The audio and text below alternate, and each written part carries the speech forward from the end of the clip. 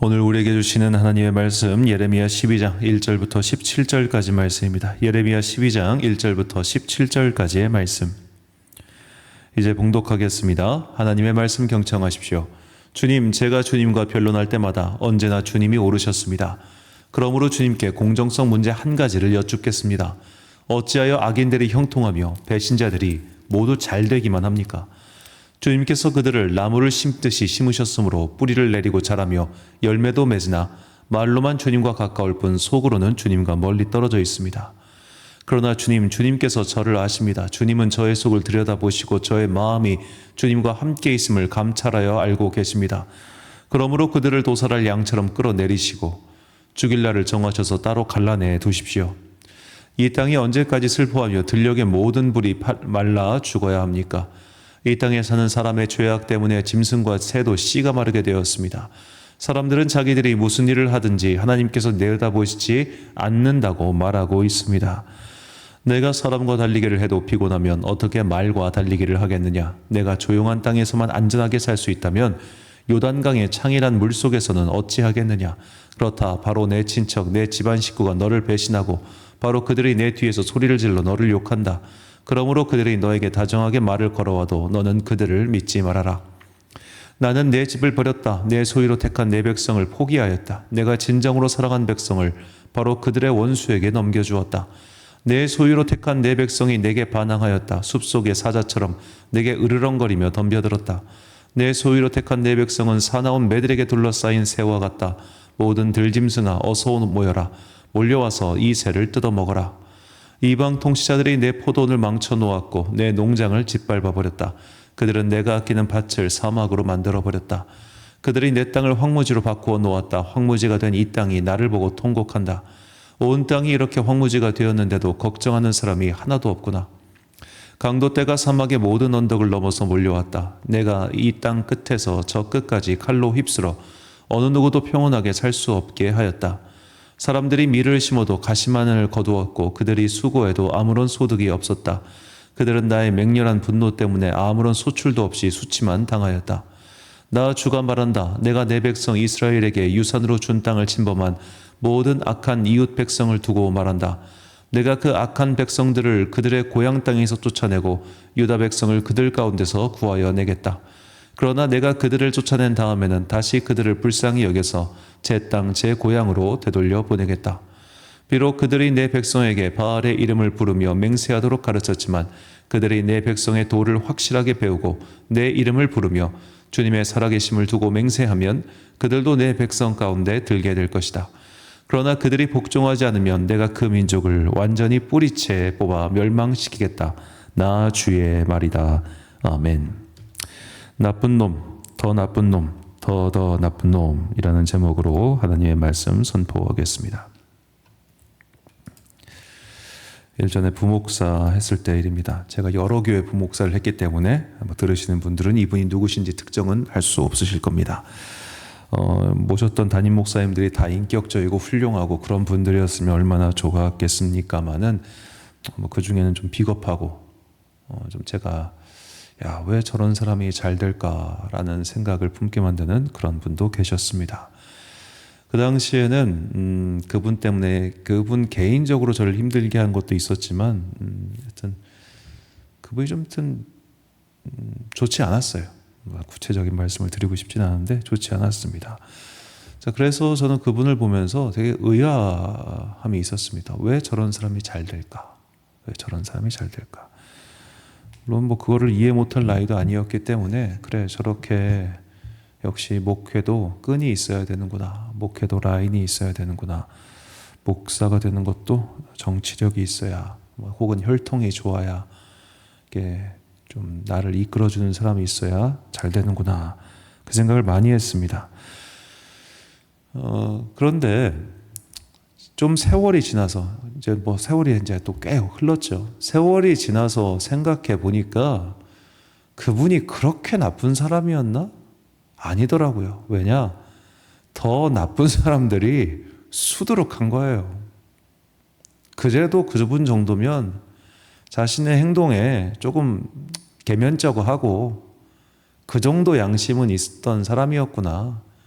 아, 정말 우와, 놀랍구나. 부목사가 만나는 세계와 또 이제 개척 목사가 만나는 세계가 확 다르더라고요. 그렇게 세계가 확장되고 경험치가 쌓여가면서 옛날에는 이 정도 수준이면 참 나쁜 놈이라고 생각했어요. 대학생이 생각하는 나쁜 놈이 있고 전도사가 생각하는 더 나쁜 놈이 있고 목사가 만나는 더 나쁜 놈들이 있더라고요. 중요한 건 내 삶에서 이런 나쁜 자들 혹은 악한 자들은 끊임없이 계속해서 나온다는 겁니다. 자, 오늘 본문은 예레미야가 어쩌면 우리의 입을 대신해서 하나님께 드리는 굉장히 중요한 질문이 나옵니다. 본문 1절 말씀. 여호와여, 내가 주와 변론할 때에는 주께서 의로우시니이다. 그러나 내가 주께 질문하옵나니 악한 자의 길이 형통하며 반역한 자가 다 평안함은 무슨 까닭이니까. 자, 주님, 제가 묻습니다. 저 나쁜 놈이 있습니다. 근데 쟤는 잘 살다가 죽습니다. 저 자는 정말 사회에 해악을 끼친 자입니다. 근데 왜 저 사람은 저렇게 평안해야 됩니까? 주님, 저런 것들이 빨리빨리 재판받아야 되고 빨리빨리 심판받아야 되고 빨리빨리 사라져야 이 세상이 조금 더 평안해지고 아름다워지고 좋아지지 않겠습니까? 하나님께서 창조하신 세상인데 왜 저런 자들을 내버려둬서 이 창조 세계를 어지럽히게 만드십니까? 라는 식의 질문을 계속 하고 있는 겁니다. 그러니까 이 질문 뒤에 감춰진 것, 빨리 개입하셔가지고 저것들 좀 다 없애주세요. 저것들 좀 다 쓸어내주세요. 이런 마음이 담겨 있겠죠. 지금 예레미야가 만나는 눈앞에 있는 나쁜 사람들 때문입니다. 자, 그러나 하나님께서는 이 질문에 대해 동문서답을 하십니다. 자, 본문 5절 말씀. 만일 내가 보행자와 함께 달려도 피곤하면 어찌 능히 말과 경주하겠느냐? 내가 평안한 땅에서는 무사하려니와 요단강 물이 넘칠 때에는 어찌하겠느냐? 자, 보행자와 말, 평안한 땅과 요단강 물이 넘칠 때. 지금 예레미야가 하나님, 저 나쁜 놈들이 있어요. 쟤들이 잘 살아요. 라고 하는 예레미야의 고발이 있었습니다. 그 고발 대상자들에 대해서 쟤는 보행자밖에 안 돼. 저 정도면 평안한 거야. 앞으로 너한테 말이 달려올 거야. 앞으로 너에게는 요단강 물이 넘칠 때가 올 거야 라고 대답하십니다. 사실 이 하나님의 대답은 동문서답입니다. 예레미야는 지금 저 나쁜 자들을 왜 내버려 두시냐고 물어봤습니다. 왜 저들은 평안하게 사냐고 물어봤습니다. 그런데 하나님께서는 저게 나쁜 걸로 보여? 쟤보다 더 나쁜 놈들이 있어. 지금 상태가 최악인 것 같아? 아니야. 더 큰 최악이 다가와 라고 하시는 것과 같습니다. 자, 이 요단강 물이 넘칠 때라는 표현은 앞으로 예레미야에서도 2번 더 등장하는데 한 가지만 소개해드리자면 예레미야 50장 44절에 보라, 사자가 요단의 깊은 숲에서 나타나듯이 그가 와서 견고한 처소를 칠 것이라. 내가 즉시 그들을 거기에서 쫓아내고 택한 자를 내가 그 자리에 세우리니 나와 같은 자 누구며 출두하라고 나에게 명령할 자가 누구며 내 앞에 설 목자가 누구냐. 아멘. 그러니까 요단강 물이 넘칠 때 여기서 요단강은 무엇을 상징하느냐? 외적의 침입을 상징합니다. 그러니까 이스라엘의 국경이 요단 서쪽이잖아요. 그러니까 요단 동쪽에서부터 오는 그 외세의 무리들이 올 것이니까 이거를 요단강 물이 넘칠 때라고 그렇게 비유를 한 겁니다. 자, 지금의 눈앞에 나쁜 자들이 있습니다. 예레미야의 상황에서 생각해 보자면 아마도 요시야의 정책을 반대하는 자들. 요시야가 이제 신명기 문서를 발견하고 신명기 율법에 따라서 나라를 개혁하고 있을 때 그 개혁에 반대했던 어떤 기득권 세력들 혹은 바알의 추종자들 그런 자들이 있었을 거 아니에요. 신명기 율법이 뭡니까? 결국에는 부유한 자들이 자신의 재산을 가난한 자들에게 나누어줘서 너희 중에 가난한 자가 없게 하라 이겁니다. 모세오경에 드러난 하나님의 율법은 온 이스라엘 민족이 이 땅의 수확물을 가지고 서로 나누어서 그렇게 되면 너희 안에 그렇게 궁핍한 자, 가난한 자 그런 것이 없게 될 것이다. 바로 이 말씀을 이 말씀을 하고 있는 거예요. 그렇게 살아라라고 말이죠. 자, 그렇게 요시야가 신명기 율법대로 살기 위해서 막 개혁을 추진해 나가니까 그러니까 우리가 성경을 읽을 때 단순히 아세라 목상과 바알 목상을 불태웠다. 와, 우상을 태웠구나. 여기서 끝이 아니라 이 표현 뒤에 감춰져 있는 어마어마한 사회적인 개혁과 또 이 개혁에 저항하는 기존의 세력들이 있었다는 겁니다. 예레미야는 그들을 보면서 분노하는 겁니다. 하나님, 왜 저들은 이렇게 하나님의 일을 반대하고 하면서도 여기 멀쩡하게 살고 있습니까? 주님께서 저들을 다 그냥 심판하시고 치셔야 되는 거 아닙니까? 라고 그렇게 예레미야가 말을 하고 있는데 하나님께서는 야, 너는 지금 저 사람들이 악해 보이지? 물론 쟤들은 악해. 그런데 더 나쁜 놈들이 올 거야. 더 나쁜 놈들이 올 거야. 라고 말을 하는 겁니다. 자, 이것은 오늘을 사는 우리에게 이렇게 들리는 말씀입니다.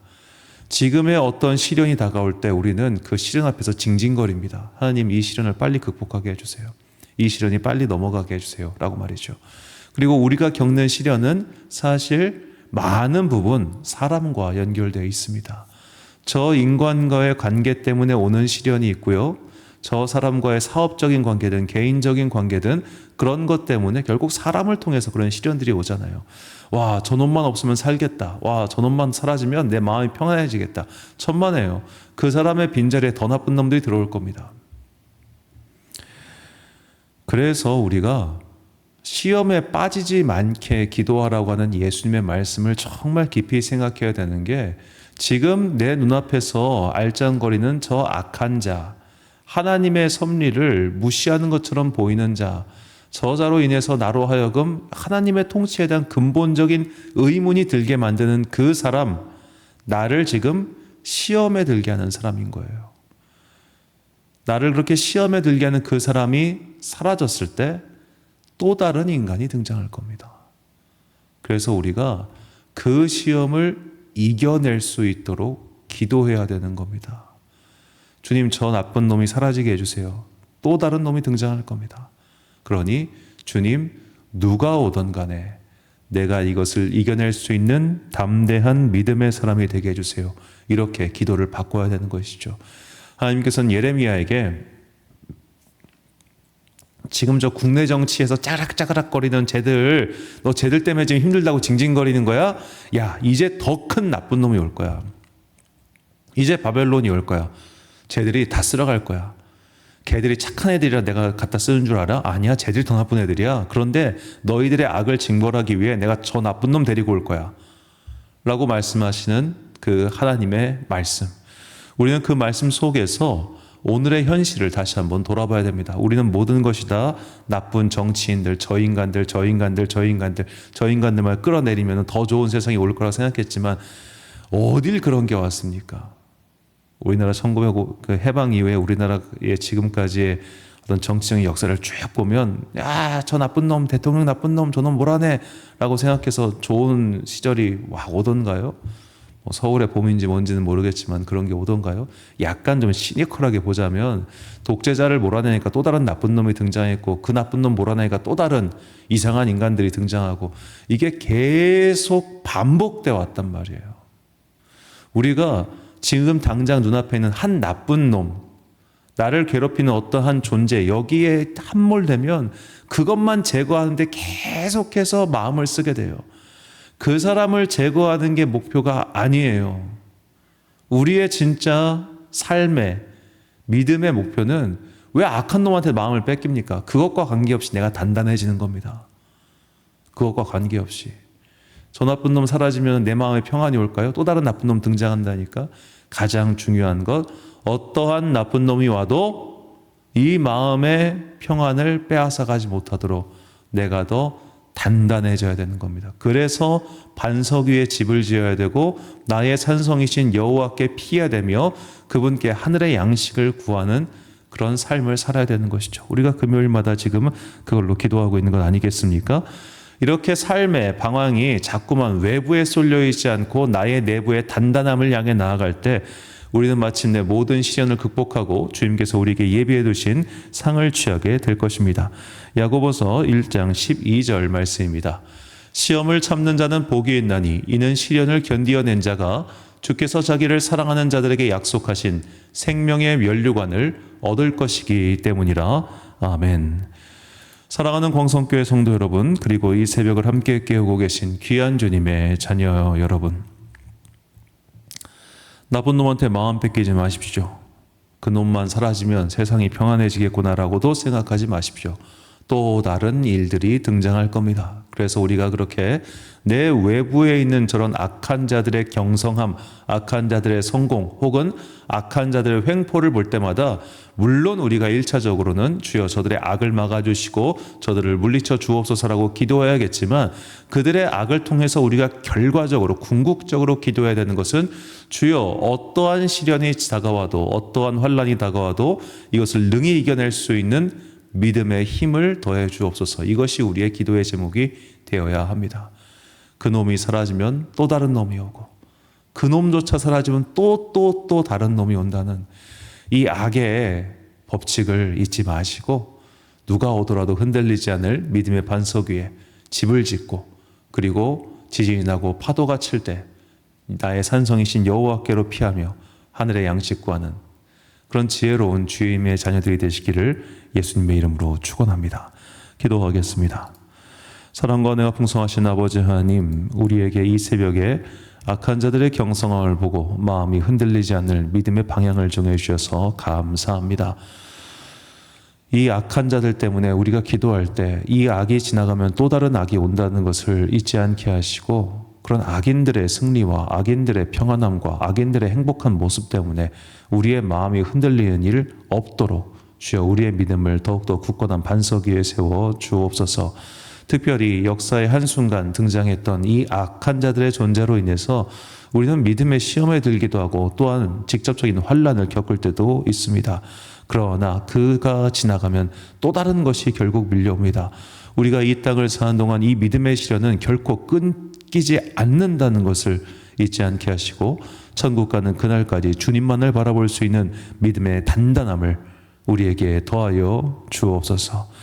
날씨가 오락가락하고 있는 겨울의 한중간입니다.